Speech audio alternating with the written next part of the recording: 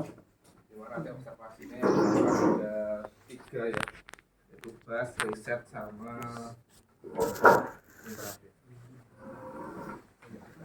interaktif. Screenshot reset.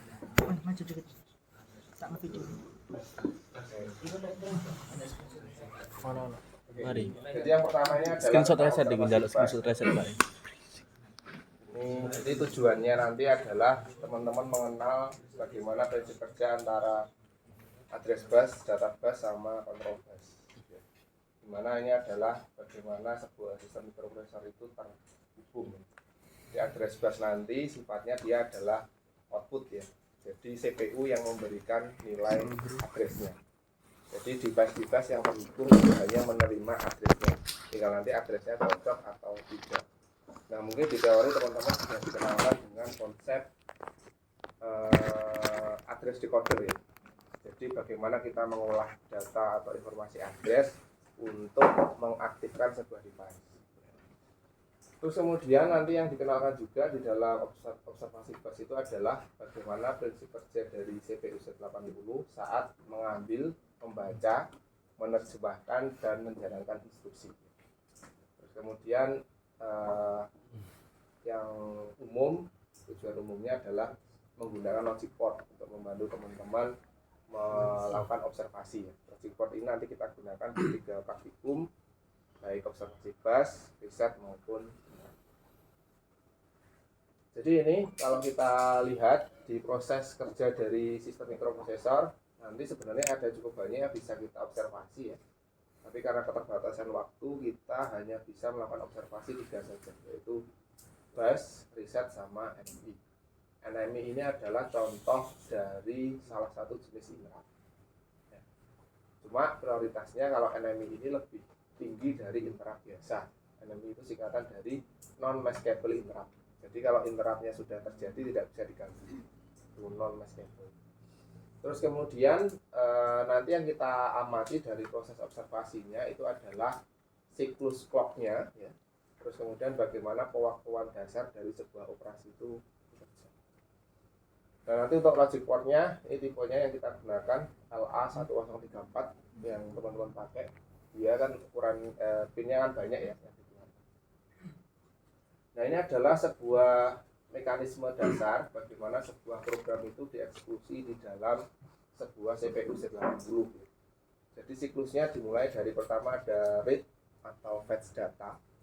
Kenapa kita perlu read atau fetch data? Kita perlu ingat bahwa CPU kita itu tidak punya memori. Semua program yang teman-teman tulis itu bisa diletakkan di memori yang permanen, yaitu EEPROM, atau di memori yang sifatnya adalah remanen atau sementara. Itu biasanya di RAM. Contohnya kalau RAM, teman-teman sudah melakukan mengisinya dengan menggunakan DMA. Ya, jadi diatur address sama datanya terus ditekan write. Nah, itu adalah contoh menyimpan data pada memori sementara. Tapi kalau pada memori yang permanen, itu teman-teman melakukan proses yang sekarang sering dilakukan. Tulis program assembly, compile, dapat hex-nya, terus kemudian diisikan pakai programmer. Itu adalah contoh menuliskan data di EEPROM. Bisa enggak Pak kalau datanya itu saya isi di RAM? Jawabannya gimana? Bisa. Tapi berfungsi enggak? Enggak. Karena begitu teman-teman lepas dari top programmer hilang. Ya. Nah, setelah di read atau di fetch ya, jadi konsep utamanya adalah bahwa programnya itu tidak ada di CPU, padahal pemrosesannya ada di dalam CPU. Jadi CPU itu yang mungkin tadi sudah saya sampaikan di kelompok yang depan bahwa CPU itu tidak punya memori. Dia punya memori tapi ukurannya sangat kecil, yang kita sebut sebagai register. Jadi dia tidak bisa menyimpan data yang banyak. Register kan rata-rata paling 8 bit ya, kecuali register-register yang bisa kita pairing atau kita gabung. Misalnya H sama L gabung jadi satu, jadi register HL. Terus kemudian setelah selesai proses read atau fetch data ya, jadi membaca data di alamat yang ditunjukkan oleh program counter. Saat program counternya bekerja, bus address-nya itu akan mengeluarkan alamat. Nah, alamat ini akan mengakses ke EEPROM. mana yang harus saya baca. Terus kemudian setelah read atau fetch data, berikutnya adalah decode. Decode ini tidak bisa kita lihat ya, karena ini terjadi di internal CPU. Decode itu maksudnya gini, setelah dibaca, misalnya yang saya baca datanya adalah 3E. Nah, CPU harus mengartikan 3E ini artinya apa. Nah, kalau kita sudah melihat ke instruction set kan kita tahu 3E itu adalah perintah untuk mengisi register A dengan data. Datanya dari mana? Data yang ditunjuk dari alamat setelahnya. Ya. Maka dari itu, load A itu pasti butuh 2 address. Tidak mungkin satu. Satu berisi operation code-nya, 3E, satu berisi operannya. Nah, operannya kan terserah, kita mau ngisi register A-nya dengan data apa. Ya. Itu yang disebut dengan proses decode. Berikutnya adalah execute. Setelah kita tahu apa yang harus dilakukan CPU, berikutnya adalah eksekusi. Oh, saya sudah tahu bahwa 3E itu adalah perintah untuk load A. Berarti saya harus mengisi register A di CPU saya dengan data sekian. Artinya saat proses decode itu seperti kayak teman-teman itu buka instruction set, nyari dulu 3E itu yang mana yo, artinya apa. Cuma mungkin CPU-nya lebih cepat ya, karena memang dia didesain untuk itu. Kalau kita kan harus apa ya, harus nyari dulu, apalagi sudah kelewat minggu gitu, gimana ya cara bacanya ya. Karena kelewat minggu lagi, linknya di mana ya. Jadi itu proses decode. Nah, ini detailnya saya tulis di sini bahwa salah satu register yang berperan penting itu adalah PC atau program counter. Di mana program counter ini akan menunjukkan eksekusi next-nya dia ada di alamat berapa. Sehingga dia tidak kehilangan arah. Ya, war-waran ini loh, aku kudu nang ngendi. Nah, itu yang menunjukkan dia PC. Oke, berikutnya contoh ya, ini bagaimana proses fetch, decode sama execute terjadi. Nah, ini misalnya kita ada perintah LDA, 0FH ya. Jadi kalau kita buat kode mesinnya adalah 3E 0F. Masih ada yang bingung kenapa jadi 3E 0F? Enggak ya? LDA ini adalah operation code-nya 3E, 0F ini adalah operannya dari perintah 3E tadi, jadi tulis di sini. Jadi perintah LDA, 0F itu membutuhkan 2 alamat atau 2 address. Ya. Satu untuk menyimpan 3E, satunya untuk menyimpan 0F. Kenapa saya butuh 2 address? Karena satu address hanya bisa menyimpan data 8 bit. Sehingga kalau saya butuh 2 bit, berarti saya butuh 2 alamat. Terus kemudian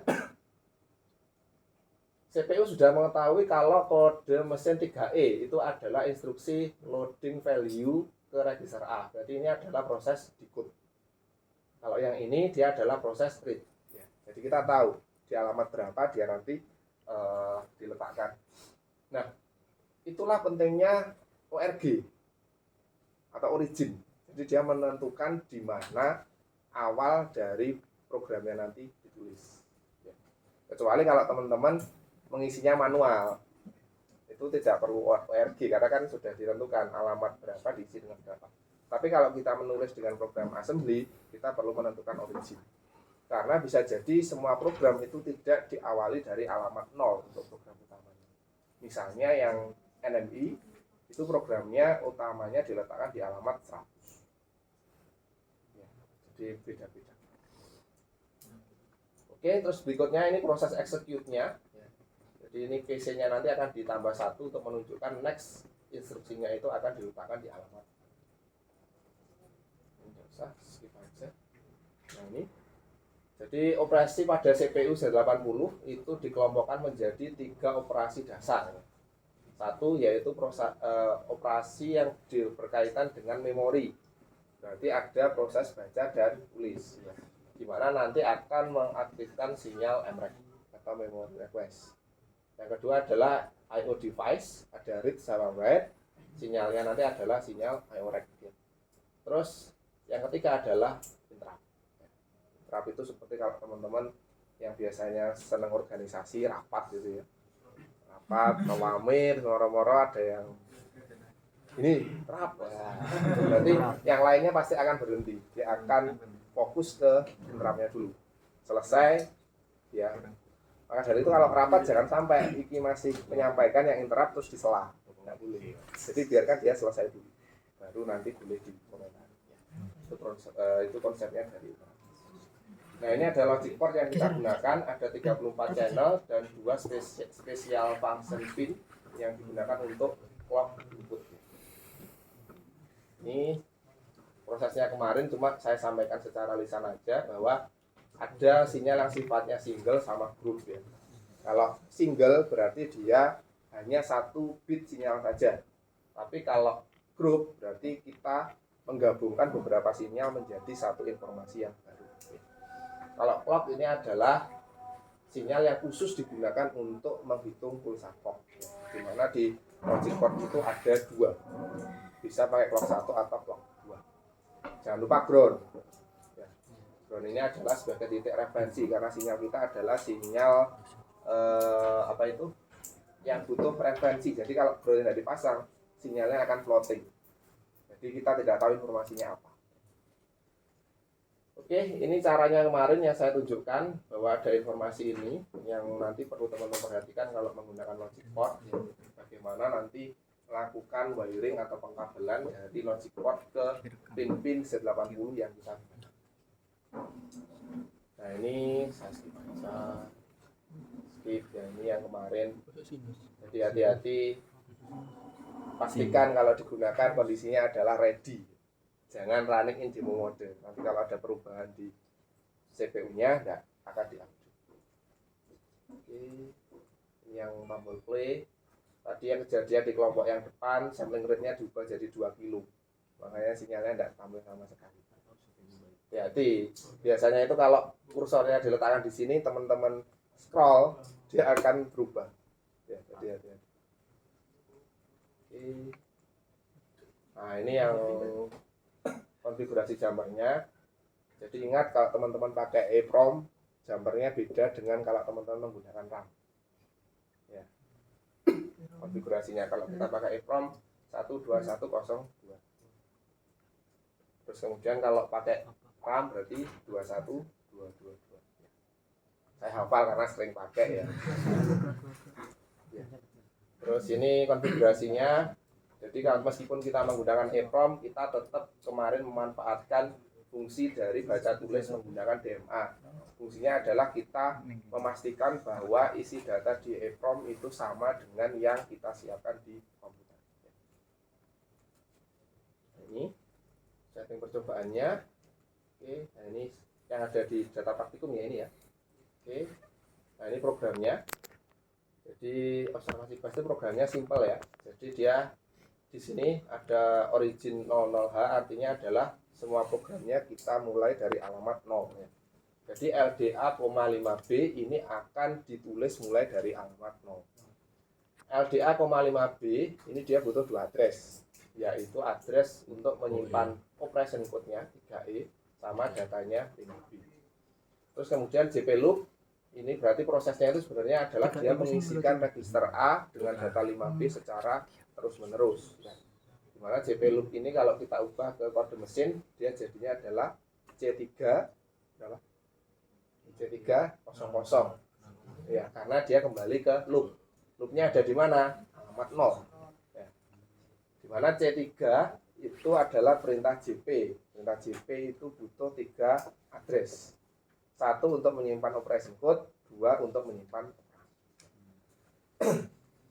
Data hasil percobaan kurva ini adalah yang teman-teman screenshot ya, nanti dilampirkan di laporan resmi.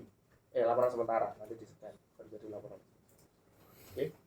Nah, yang perlu teman-teman perhatikan di sini adalah kemarin saya minta untuk teman-teman membuat marking ya, untuk menunjukkan bagaimana proses dari sebuah data itu dibaca dari memori, dia dieksekusi dengan memperhatikan sinyal M1 sampai dia nanti menunjukkan beberapa jenis operation code yang dieksekusi. Nah, yang perlu diperhatikan adalah berapa frekuensi clock CPU yang termonitor. Jadi ini untuk validasi awal bahwa CPU-nya itu bekerja. Kalau clock-nya ini 0 ya berarti CPU-nya tidak jalan. Bisa CPU-nya memang tidak jalan atau wiring-nya yang salah. Nah, kalau teman-teman perhatikan di data yang kemarin itu mungkin termonitornya ada yang 4 juta koma sekian gitu ya, ada yang 3.900.000 berapa.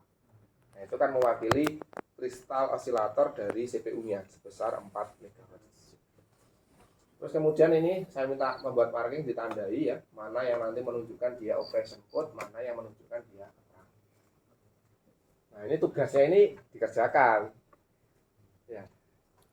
Oke, jadi data bus mempunyai sifat operasi bidireksional, yaitu sifat data mengalir ke CPU atau sifat data mengalir keluar CPU. Kapankah data bus berlaku sebagai output dan kapan sebagai input? Ada yang bisa jawab? Karena ini harus ada di laporan resmi. Apa kira-kira jawaban nomor 1 ini apa?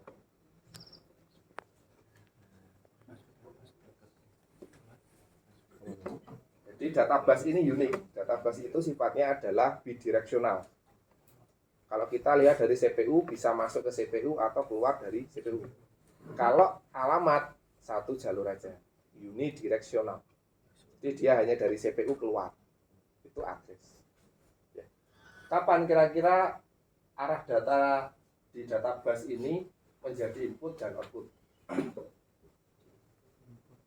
Input ketika membaca dari memori. Gimana? Input ketika membaca dari memori. Masih ingat tadi operasi yang ada di CPU ada berapa? Di sistem mikroprosesor ada berapa? 3, apa aja? Memori, I/O, sama interrupt. Jadi kalau dia jadi output saat dia menjadi output saat CPU-nya melakukan perintah write. Ya. Write-nya apa? Terserah, mau write memori atau mau write I/O, itu pasti data bus-nya akan menjadi output. Jadi kita melihatnya, kalau sistem bus itu kita melihatnya dari CPU karena semua kontrolnya dari CPU. Dia jadi input saat dia melakukan perintah read, ya. Entah read-nya memori, entah read-nya I/O. Ya. Terus berikutnya, bila frekuensi clock CPU adalah 4 MHz, berapakah waktu yang dibutuhkan untuk execution time untuk 1 kali looping pada program percobaan di atas? Berapa? Caranya gimana? Hitung ya. LDA itu dia berapa siklusnya? Lihat di instruction set. Kan ada kan dia berapa cycle? Satu cycle-nya itu berapa? Seperti kan? Seper F kan? Berarti seper 4 juta. Berarti 0,25 mikrosecond. Ada yang bingung dapat dari mana? Saya ngapalkan soalnya sering. Jadi dari 1/4 juta. Jadi ketemunya 0,25 mikrosecond. Nah nanti tinggal teman-teman lihat. Misalnya LDA, ini dia berapa cycle? Kalau misal 5 cycle berarti untuk LDA ini saja dia butuh 5 kali 0,25. JP berapa? Saya JP itu 10 misalnya. Berarti 10 kali 0,25. Berarti berapa? 2,5. Yang atas tadi misalnya 12,5. Berarti totalnya adalah sekian. Jadi 1 kali eksekusi 1 loop ini dia butuh waktu sekian. Berikutnya, dari hasil percobaan tersebut terangkan pada posisi timing mana sajakah tiap byte dari instruksi yang dieksekusi. Berarti teman-teman lihat nanti, tentukan dari timingnya tadi mana saja yang termasuk operation code karena dia yang dieksekusi. Ya. Nah kita coba lihat datanya. Mana flashdisknya sudah dikopikan? Nah, kita coba bahas datanya ya.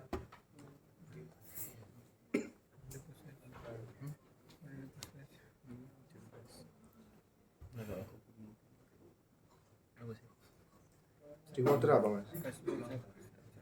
Di folder apa tadi? Observasi bus. Sing mana ini? Ini. Ya itu Pak, itu saya kasih nama Pak.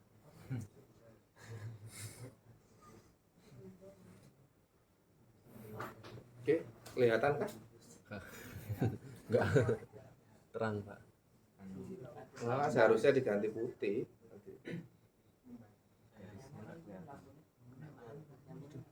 Lampunya dimatikan dulu aja. Kelihatan ya? Saya zoom sekali lagi. Tapi saya fokus ke satu siklus ini aja. Ini ya.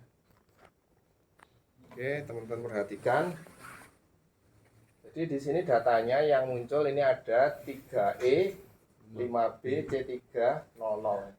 Kenapa ini 00-nya panjang? Karena 00 itu mewakili alamat 3 dan alamat 4. Nah, yang kita amati kemarin kan adresnya cuma A1 dan A0. Berarti kalau misalnya alamatnya 4, berarti kan sama dengan alamat 0. Karena satunya tidak kebaca. Satunya kan hanya di address A2. Nah, teman-teman lihat di sini bahwa ini adalah data yang valid. Data yang valid. Terus kemudian laptop. Saya kecilkan satu aja. Nah, jadi kelihatan enggak? Ya. Kelihatan ya. Supaya ininya terbaca. Jadi teman-teman lihat di sini. Yang ada di sini ini adalah clock ya, dimana nilai clocknya nanti akan ditampilkan di sisi sebelah bawah sini. Misalnya, walah, ini kalau kita lihat frekuensinya adalah 4.060 Hz ya, jadi dia di sini. Ya, ini clocknya ini kalau mau dihitung silakan boleh, tapi kita pakai ini aja. Oke, yang pertama adalah kita lakukan, kita baca dulu. Berarti semua program yang kita isikan ke dalam EEPROM itu seharusnya dia keluar, kecuali fungsi-fungsi yang dia dieksekusi sekali. Nah, di program yang kita masukkan tadi, proses untuk mengisi register A dengan data 5B dengan LDA, 5B hexa, itu kan dia dilakukan secara terus-menerus. Jadi pasti data-data yang kita isikan itu pasti keluar. Nah, LDA, 5B hexa, JP loop, itu kalau kita konversi ke dalam bentuk data hexa ya, kode mesin, itu kan isinya adalah 3E, 5B, C3, 0000 ya. Nah, di sini kita lihat bahwa ini 3E-nya keluar, 5B-nya keluar, C3-nya keluar, 00-nya keluar. Cuma masalahnya adalah bagaimana kita melihat dengan proses yang ada di dalam CPU. Di mana proses yang ada di CPU tadi kan kita lakukan menjadi 3 step ya. Yang pertama adalah read atau fetch ya. Jadi CPU membaca dari memori. Yang kedua adalah decode. Yang ketiga adalah execute ya. Nah, caranya adalah kita menggunakan bantuan sinyal kontrol. Di sini sinyal kontrolnya yang kita amati ada RD, WR, M1, dan MREG. Nah, sinyal WR ini dia tidak pernah aktif. Kenapa? Karena kita tidak pernah menulis ke memori. Jadi proses yang kita lakukan hanya membaca dari memori saja. Ya.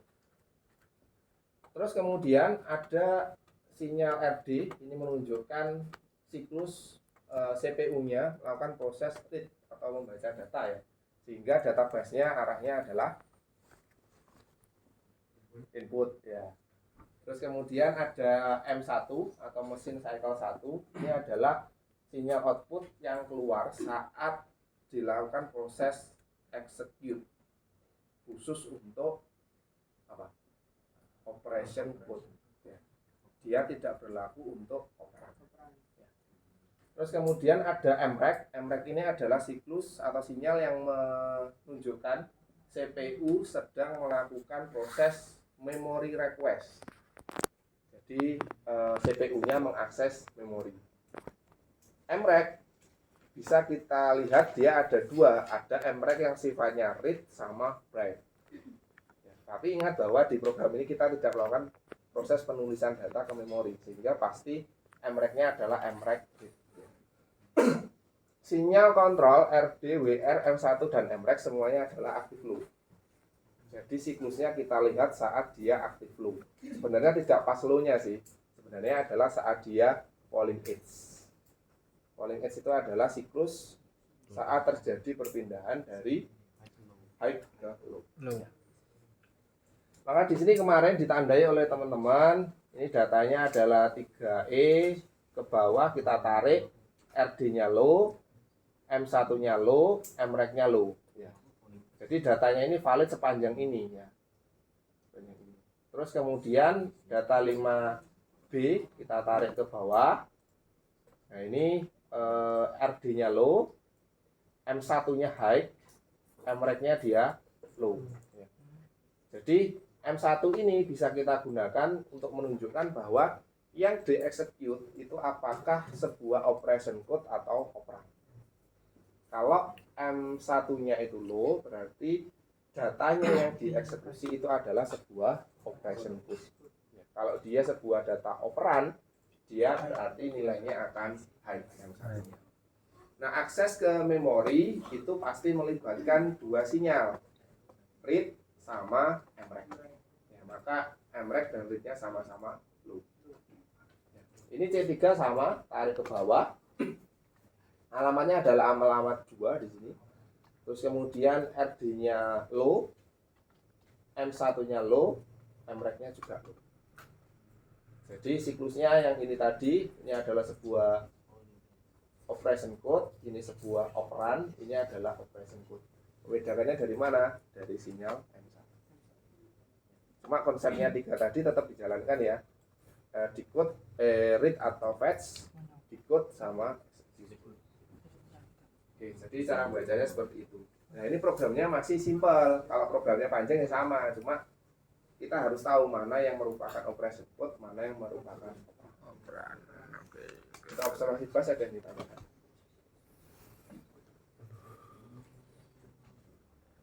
Sudah ada? Bisa kita lanjut? Saya. Jadi telur dong. Apa?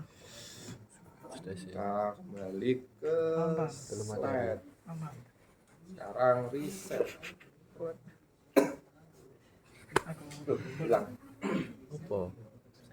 Oke, sekarang analisis yang kedua adalah analisisnya untuk riset ya. Tujuannya memahami prinsip kerja riset pada Z80, mengaplikasikan sistem dan rangkaian riset. Interupsi. Nah, ini bahasa Observasi. Pastinya mengobservasi program yang memanfaatkan riset. Tadi Persikuat sama ini tadi riset ya. dasar teorinya. Jadi materinya ada. Jadi riset yang ada di Z80 itu aktif low.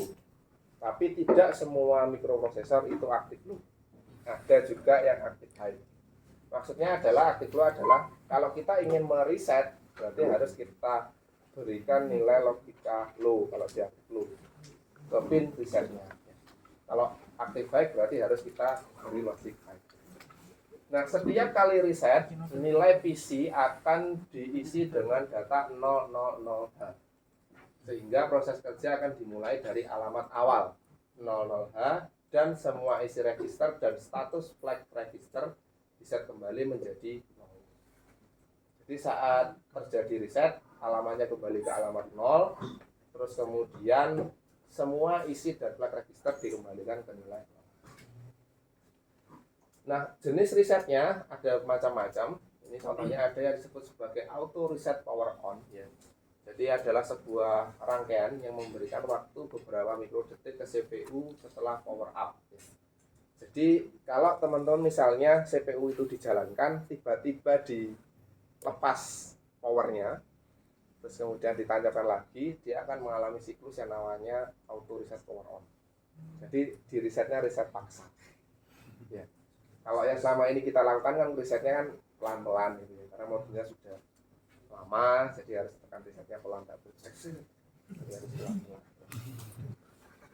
Nah, beberapa device yang memiliki sinyal reset pada sistem Z80 harus disinkronkan. Misalnya gini, di dalam sebuah sistem minimum mikroprosesor itu kan tidak hanya ada CPU saja, ada memori, ada PPI, ada mungkin rangkaian yang lain. Jadi saat terjadi sekuen dari reset, berarti semuanya harus di reset, tidak hanya CPU saja. Nah, tantangannya adalah bisa jadi ada beberapa device yang ada di dalam sistem minimum kita itu yang tidak aktif low. Misalnya PPI, dia itu resetnya aktif high. Sehingga harus ditambahkan rangkaian bagaimana kalau CPU-nya reset, PPI-nya juga reset. Tapi harus kita tambahkan misalnya rangkaian knob. Supaya kan tidak lucu ya, misalnya CPU-nya reset, PPI-nya tidak reset. PPI-nya reset, CPU-nya tidak. Jadi harus sinkron. Jadi kita harus lihat. Nah ini contoh rangkaian riset active low dan active high. Jadi ini contoh yang active low. Kalau tombol risetnya tidak ditekan, berarti dia nanti akan logiknya di risetnya adalah high. Saat ditekan dia menjadi low. Ini yang active high. Jadi kalau defaultnya tidak ditekan dia 0, ditekan dia nilainya. Nah, riset yang ada di Z80 itu ada beberapa. Ada yang hard reset ya. Satu daya diputus dari board Z80. Ini cara hard reset. Kasar gitu. Ada yang lebih kasar lagi. Power supply-nya dilepas tapi yang di stop kontaknya tidak dilepas kabelnya. Wah. Ada yang seperti itu. Di wale urip itu. Jadi hard reset ini sangat tidak direkomendasikan kecuali keadaan-keadaan yang memaksa. Misalnya tiba-tiba jala-jala PLN-nya mati. Itu kan hard reset ya. Tiba-tiba jalan hilang sampai. Ya. Yang kedua adalah normal reset ya. Jadi pemberian sinyal reset secara normal bisa dilakukan dengan dua cara. Yaitu reset melalui tombol reset, kita tekan tombol reset, atau reset melalui konektor CN1. CN1 itu ada di atasnya tombol reset. Jadi sinyal resetnya kita beri dari luar, bisa dari function atau dari kanan. Oke, saya skip aja. Ini sama, ini sinyal sama, data-datanya. Settingnya cuma ini lebih banyak ya. Jadi ketambahan sinyal untuk resetnya. Terus kemudian programnya seperti ini. Jadi ada ORG 00H, LD B0F, dekremen B. Berarti nilai dari register B akan di dekremen. Dekremen 11, terus kemudian dia ada di sini. Setelah loopingnya selesai, dia nanti akan menuju ke halt. Halt ini adalah perintah apa? Berhenti. Berhenti apa maksudnya? CPU. CPU-nya di stop ya, atau di freeze. Jadi saat sudah masuk ke halt, yang terjadi adalah CPU-nya diam. Makanya saat kemarin kita amati sinyalnya, dia nanti datanya di bus itu akan nilainya 76 terus. Ya, karena dia stuck di situ, dia tidak bisa ngapa-ngapain. Supaya dia bisa keluar dari halt, caranya adalah kita memberikan sinyal reset. Karena reset ini prioritasnya paling tinggi. Ingat, saat terjadi reset di Z80, alamatnya akan langsung di-set ke 00. Sehingga nanti dia akan memulai siklus dari sini lagi. Makanya kemarin dari sinyal pemberian sinyal reset harus kita atur. Kalau dia terlalu cepat sinyal resetnya dari function, maka dia tidak akan pernah masuk ke sinyal halt. Jadi di tengah-tengah harus reset. Tapi kalau sinyal resetnya itu terlalu lama, data di database itu datanya cuma 76 aja. Karena yang sebelum-sebelumnya kan tidak kelihatan. Makanya kemarin mungkin ada beberapa kelompok yang saya cek harus kita atur frekuensinya berapa yang cocok. Karena bisa jadi setiap modul itu karena sudah lama itu tidak sama. Jadi datanya itu harus bisa memperlihatkan kita proses yang ada di dekremen B sampai dia halt. Terus kemudian dia kembali mengeksekusi ke alamat. Kenapa risetnya saya beri dari function, tidak dari push button adalah kalau kita memberikan sinyal dari push button, itu kita tidak bisa periodik. Tahu maksudnya periodik ya? Kalau periodik itu terukur jaraknya berapa. Karena misalnya saya pakai stopwatch, saya tekan reset dengan siklus berikutnya bisa jadi tidak akan sama. Jadi supaya kita memudahkan kita untuk melakukan observasi, sinyal resetnya itu kita kondisikan dari function generator. Ya, sehingga waktunya ini kita bisa tahu, oh kapan sih dia reset. Makanya sinyalnya kalau teman-teman masih ingat, itu kebanyakan high, low-nya sedikit.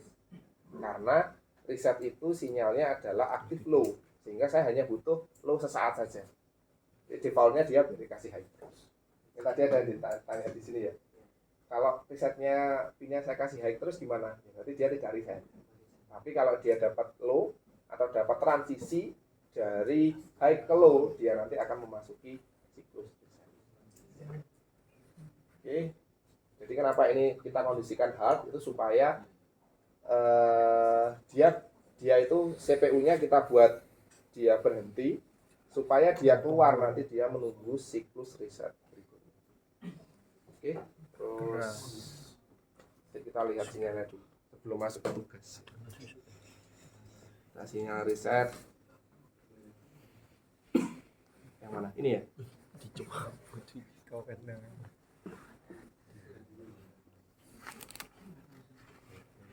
Nah, kelihatan enggak ini?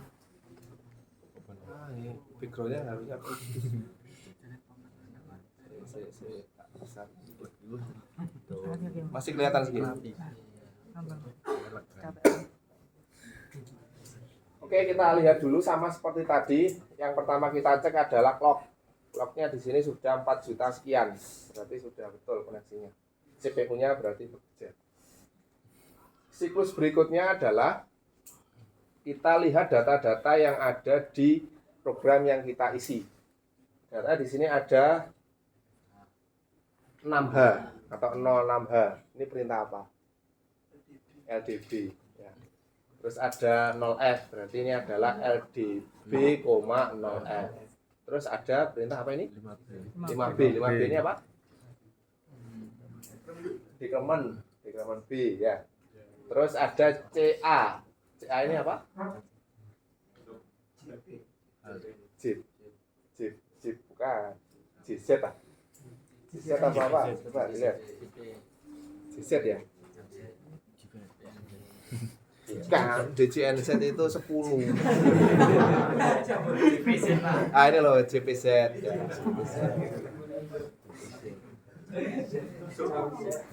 Nah, ingat dia ada CA, ada 2H, 00. Ini adalah alamatnya. Jadi dia seperti perintah JP, tapi dia yang dicek adalah register plat. Nah, sama, dia maksudnya itu jam ke alamat kan ditulis dulu LSB baru MSB. Berarti kan ke alamat 0002. Di mana alamat 0002 itu isinya adalah dekremen. Ya. Terus berikutnya setelah selesai dia keluar loop masuk ke HAL. HAL itu kodenya adalah 76. Bukan rokok ya? Jarum. Makanya hati-hati kalau banyak yang rokok nanti berhenti. Wah. Tapi nggak bisa di reset.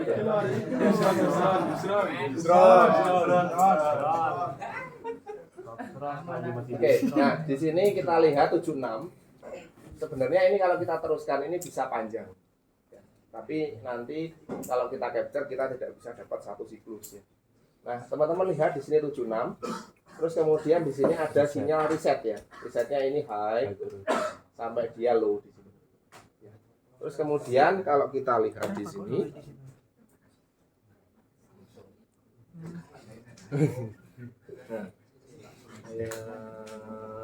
aduh enggak anu. Iya. Wah ini siklus berikutnya enggak kelihatan ini. Resetmu ada 2 enggak? Capture-nya. Ya mungkin nanti dilihat di situ aja ya. Oh yang dari kelompok sana. Ini ya. Putih. Aduh hitam pisan. Loh.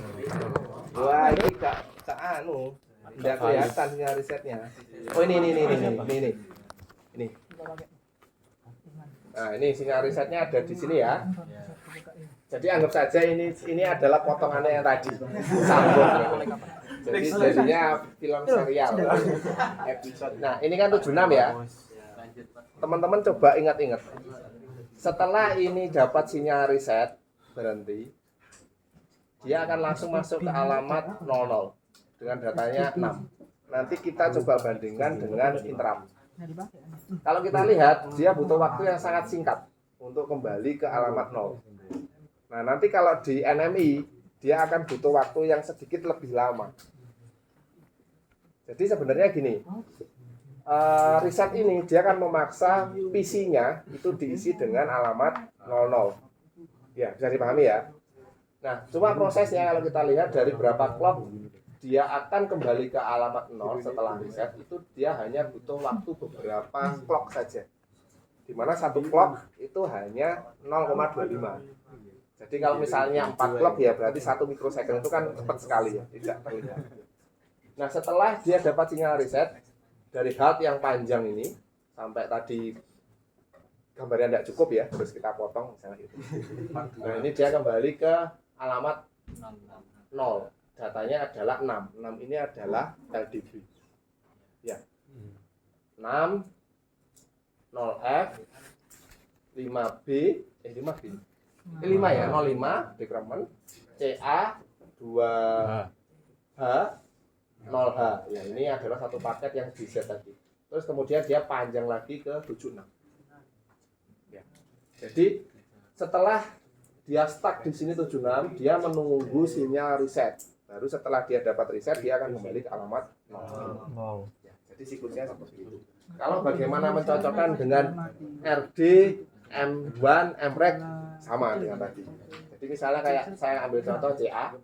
CA ini adalah operation code ya. Jadi kalau teman-teman tarik ke bawah sama RD-nya low, M1-nya low, sama MREG-nya low. Ini jadi kita ingin melihat ya bagaimana proses yang ada di CPU itu sebenarnya real, nyata. Cuma nanti kalau teman-teman sudah belajar ke microcontroller, kalian tidak perlu melihat ini lagi. Jadi misalnya nanti di microcontroller di semester depan diterangkan, oh kalau reset itu dia kembali ke alamat 0. Ya sebenarnya terjadi seperti ini. Jadi PC-nya, address-nya itu dia akan mengeluarkan alamat 0 supaya dia kembali ke alamat 0. Jadi kita melihat bahwa ini bukan sesuatu yang magic ya. Jadi sebenarnya terjadi, cuma kita lihat dari sisi sinyalnya seperti apa. Oke, untuk yang riset ada yang ditanyakan gambar sinyalnya? Ditanyakan? Tidak ada? Kita masuk ke PPT selanjutnya. Kan tadi tugasnya belum kita bahas.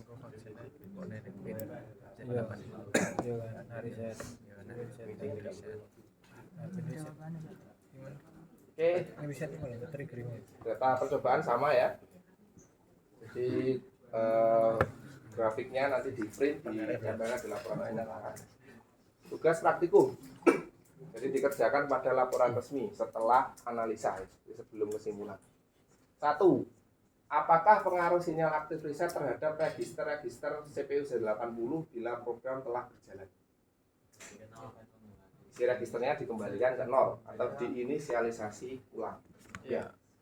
Yang kedua, dapatkah reset diberikan tanpa mengganggu isi register yang telah ada? Jawabannya apa? Dapatkah? Berarti kan ada dua kemungkinan. Dapat, tidak dapat. Apa jawabannya? Tidak dapat. Tidak dapat. Dapat. Tidak dapat. Dapat. Dapat. Opsional. Kubu satu, kubu dua. Apa? Tidak Dapat. Enggak, sekarang kubunya 3. 1, 2, 3. Iya, Pak. Ada dua. Opsional. Apa? Dapat atau tidak? Tidak bisa. Kenapa? Tidak bisa. Atau tidak dapat. Kenapa? Karena waktu kita beli sinyal reset pasti isi registernya itu diinisialisasi. Ya. Terus, adakah cara lain untuk mengawali langkah kerja program di PC 00H tanpa menyebabkan isi register reset reset atau menjadi 0 kembali? Bila ada, berikan contoh. Jam. Apa? Jam. Kita pakai perintah jam. Jamnya diatur ke alamat 0. Master. Ya. Jadi tujuannya kan dia hanya memberikan PC-nya alamat 0, tapi tidak ingin merubah isi register. Caranya adalah diberi perintah jam ke alamat 0. Oke. Aman ya? Jam C3 ya, C3 0. Oke, sudah selesai slide-nya. Kita masuk ke interrupt.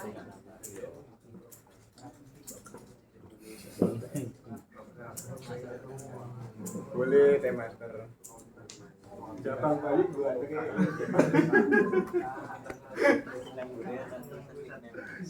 Oke, yang ketujuh adalah observasi sistem interupsi.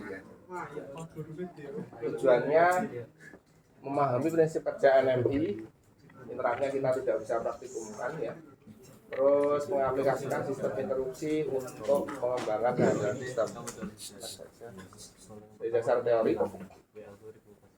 Jadi CPU Z80 itu memiliki 2 buah jalur kontrol yang dapat diaktifkan untuk mendapatkan permintaan interupsi ya. Jadi konsep dari interupsi itu contoh yang paling mudah adalah saat teman-teman rapat gitu ya. Dulu kan pernah LKMM Pratedi gitu ya. Pasti sudah diajari. Jadi interupsi itu intinya adalah dari daily activity kita yang biasa reguler, terus dia nanti akan diselai. Jadi interrupt itu kan kalau di KBBI di bahasa Indonesia kan menyela ya, di interrupt ya. Jadi dia akan menyela untuk melakukan sebuah aktivitas tertentu. Setelah selesai dia akan kembali ke siklus utamanya. Di mana terminal interupsi itu dilakukan dengan dua cara, yaitu ada non-maskable interrupt atau kita sebut sebagai NMI. Jadi interupsi jenis ini tidak dapat dielakkan, itu maksudnya dihindari gitu ya. Jadi dia harus dilakukan.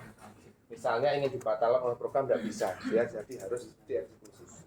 Tapi kalau yang kedua ada software maskable interrupt atau kita sebut IMT, itu bisa ada opsi untuk kita cancel. Nah, secara umum di CPU Z80 itu ada vektor address-nya untuk masing-masing interrupt. Jadi vektor address itu maksudnya adalah kalau terjadi event interrupt, saya harus mengarah ke alamat mana. Vektor address itu maksudnya adalah alamat dari interrupt-nya. Di mana prioritas yang paling tinggi itu adalah reset. Di mana reset itu alamat vektor address-nya adalah 0000. Jadi begitu terjadi interrupt reset, dia adalah prioritas yang paling tinggi. Dia akan kembali ke alamat 00. Yang kedua adalah alamat NMI. Vektor address-nya ada di alamat 66 hexa. Terus interrupt mode 1 dia ada di alamat 0038. Nah, teman-teman nanti coba amati di program yang interrupt, program utamanya itu tidak diletakkan di alamat 0. Tetapi dia akan dipindah ke alamat 100 hexa. Alasannya kenapa? Karena antara alamat 0 sampai 100 hexa itu ada area yang disebut sebagai page 0 atau halaman 0. Salah satunya dia ditempati oleh interrupt ini. Kalau kita memaksa di alamat 0, bisa jadi program yang ada di interrupt kita itu kita isi dengan program kita sendiri. Jadi kalau terjadi interrupt, dia tidak spesifik pada interrupt-nya, tetapi mengerjakan program kita. Sehingga dia dimulai dari alamat 100. Sehingga antara 0 dan 100 ini yang alamat-alamat di atasnya 10 hexa itu dia bisa kita gunakan untuk program-program yang butuh eksekusi yang lebih cepat. Ya, supaya kita pastikan bahwa benar-benar program kita itu aman dari program interrupt yang lain. Oke, jika event interrupt terjadi, maka program akan mengeksekusi program yang terletak di vektor address interupsinya. Jadi misalnya terjadi event interrupt NMI, berarti program akan langsung meninggalkan program utama. Dia akan menuju ke alamat dari vektor interrupt-nya. Kalau NMI kan 66 ya, berarti dimanapun alamatnya, kalau dia terjadi interrupt, dia akan langsung menuju ke alamat 66. Tapi pertanyaannya adalah, kalau dia sudah selesai interrupt, dia harus kemana? Nah, itu dia harus kembali ke alamat terakhir yang dia tinggal. Bagaimana dia tahu? Kita nanti memanfaatkan yang namanya adalah stack pointer. Jadi waktu dia mau menuju ke alamat 66, alamat terakhir yang dari isi PC-nya itu akan diisikan ke dalam stack pointer, disimpan. Namanya adalah dia di push ke stack. Ya. Jadi kemudian PC-nya diisi dengan vektor address-nya, dia ngerjakan di situ, terus ketemu dengan perintah return. Tapi untuk NMI namanya adalah RETN, return from NMI. Setelah itu dia harus kembali ke alamat terakhir yang dia tinggal di mana. Dia akan melakukan perintah pop untuk mengambil dari stack. Syaratnya diambil, diisi ke PC, dia akan kembali ke alamat terakhir yang dia. NMI memiliki hierarki yang lebih tinggi dari interrupt. Ya. Jika interupsi NMI dan interrupt terjadi secara bersamaan, maka program akan mengeksekusi perintah NMI dulu, baru nanti ke. Nah, ini adalah pinnya. Kalau NMI terletak di kaki nomor 17 pada CPU Z80. Terus kemudian yang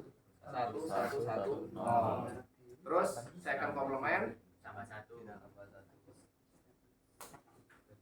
ini ditambah 1.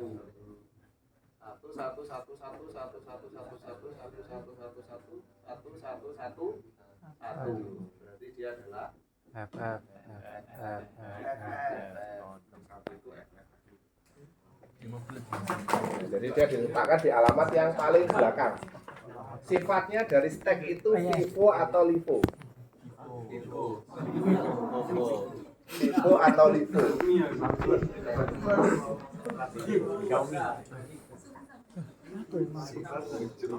First in first out atau last in first out. Kalau stack sifatnya adalah LIFO ya, last in first out. Jadi kalau dia masuk berarti di FF. Kalau ada lagi yang mau masuk, FF ini digeser ke atas dulu, FE. Yang baru tetap menempati FF. Berarti yang masuk terakhir keluar duluan. Ya kalau first in first out berarti yang masuk pertama keluar pertama, berarti dia urut serialnya. Tapi kalau last in first out berarti mundur, ditarik dulu ke belakang. Oke, programnya adalah origin 00, jadi programnya diawali dari alamat 00. Stack pointer kita letakkan pertama di 00H, sehingga kalau nanti pertama kita butuhkan penyimpanan data di stack, dia akan dikurangi dengan 1, sehingga disimpan di alamat FF. Terus kemudian ingat di sini ada JP Start. Ya. Start itu labelnya ada di sini. Sebelum start ada origin 0100. Berarti start itu kita awali dari alamat 100. Sehingga di sini perintah JP Start ini akan diletakkan mulai di alamat 100. Ya. Terus kemudian di sini ada origin 6666H, ada perintah decrement A sama RETN. Jadi RETN ini adalah return untuk NMI. Kalau untuk JP langsung ke start. interrupt itu pakai reti ya. Kalau untuk perintah call dia pakai ret. Nah, terus ke bawah itu mana? Nah, artinya program akan dieksekusi di sini. Dieksekusi, terus dia akan lompat ke alamat sini. Ya. Jadi dia tidak meneruskan alamat dari ini, tapi lompat langsung ke alamat 100 bisa. Sehingga dari perintah yang terakhir ini ke 100H itu dikosongkan. Karena di situ ada vektor address untuk interrupt. Ya, supaya aman, tidak terganggu oleh program kita. Sehingga program kita itu awalnya, program utamanya itu terletak di alamat 100 hexa, di mana perintah utamanya adalah JP Start. Ya, jadi dia looping aja di situ. Jadi nanti kalau misalnya sinyal NMI itu tidak kita berikan, dia nanti datanya akan sama terus C30001, C30001, karena dia melakukan proses looping yang ada di. Terus kemudian kita lihat bentuk sinyalnya dulu.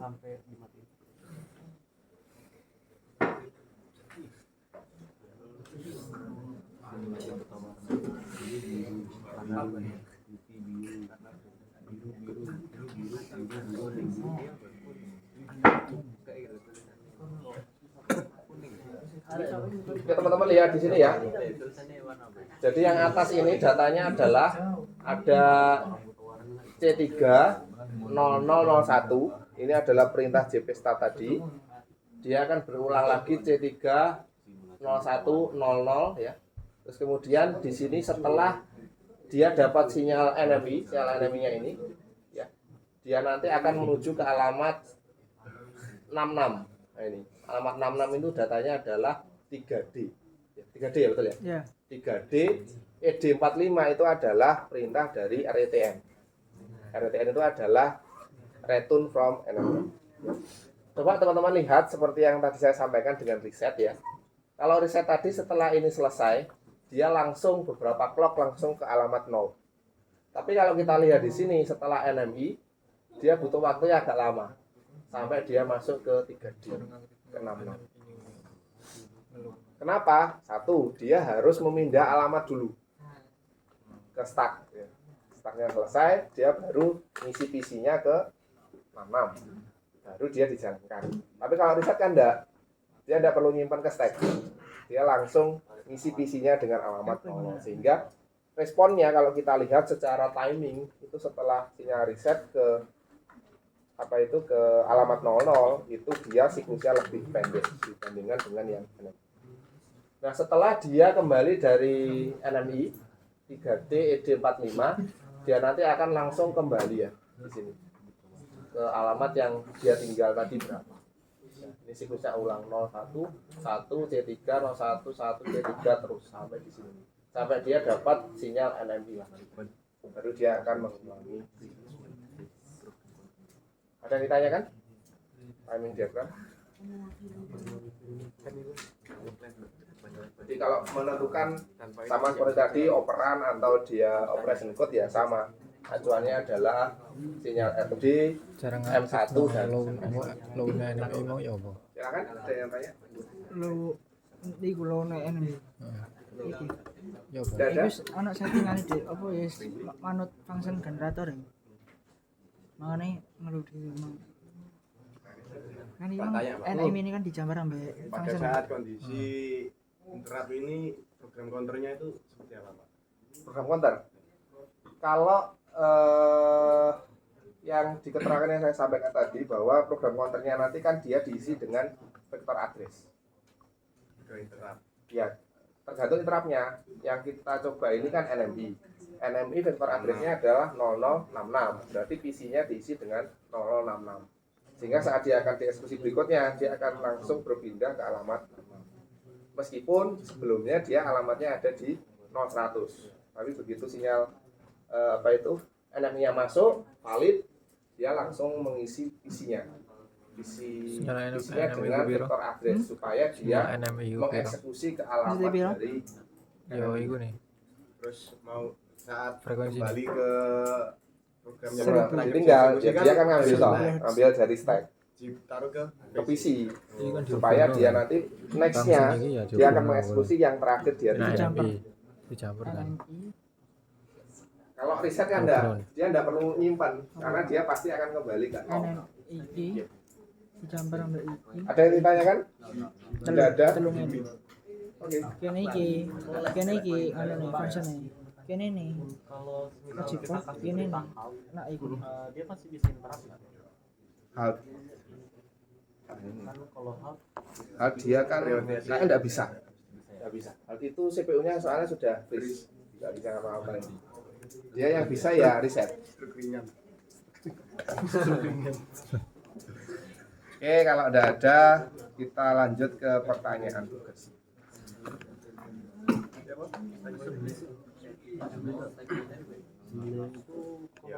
Next. motong satu Nah, ini tambahan aja. Hasil percobaannya sama. Tugas praktikum. Apa perbedaan antara NMI dan interrupt? Jangan dibilang tulisannya beda, Pak. Ya. Apa perbedaan? Jaban bayi. Apa bedanya? Satu, vektor address-nya beda. Kedua, penanganannya beda. Artinya kalau NMI itu tidak bisa disela ya. Artinya ya dia harus dikerjakan, tidak bisa ditolak. Tapi kalau INT masih bisa secara software. Terus berikutnya vektor address sudah. Apalagi bedanya? Ada sama-sama interrupt ya. Persamaannya dia sama-sama interrupt, sama-sama active loop. Bedanya vektor address sama prioritasnya. Yang kedua, dapatkah vektor alamat untuk permintaan eksekusi NMI diubah ke alamat selain 66? Tidak. Karena itu memang sudah settingannya Tiga, adakah perubahan nilai-nilai atau isi register bila NMI diaktifkan? Bila ada, apa saja perubahannya? Apa? Register apa yang berubah terjadi NMI? Apa ya? Kalau riset tadi kan palu gada ya, semuanya di riset. Kalau NMI diaktifkan, apa yang berubah? Apa? Visi. Visinya diubah ke alamat vektor. Terus stacknya dia berubah. Alamat stacknya berubah, isi stacknya juga berubah dengan konsep LIFO ya, last in, first out. Oke, yang lainnya tidak ada, flag tidak berubah ya. Yang berubah cuma PC sama stack. Terus 4, menurut Anda sangat berguna fasilitas. Saya nulisnya salah, gunakan maksudnya. Menurut Anda sangat berguna fasilitas NMI ini? Berikan alasan dan apa? NMI ini berfungsi kalau kita membutuhkan respon yang cepat. Misalnya emergency stop. Kita bisa letakkan di NMI karena dia tidak bisa ditolak. Dia harus benar-benar dikerjakan, tidak bisa di skip. Wajib dia diprioritaskan. Tapi ya kalau artinya program kita kan mungkin panjang ya, supaya mungkin kita membutuhkan respon yang benar-benar dikerjakan saat itu, NMI menjadi solusi. Asalkan bukan riset ya, kalau di riset ya semuanya kembali ke awal. Jadi dia sebenarnya NMI ini fungsinya adalah untuk meningkatkan kehandalan program. Kalau kita butuh respon yang cepat terhadap perubahan input yang oke, itu saja, selesai. Oke, silakan kalau ada pertanyaan atau diskusi. Kalau tidak ada silakan teman-teman bisa nyoba, saya kasih waktu sampai jam 9. Silakan kalau mau nyoba, kalau enggak ya berarti diberesi ulang. So, kita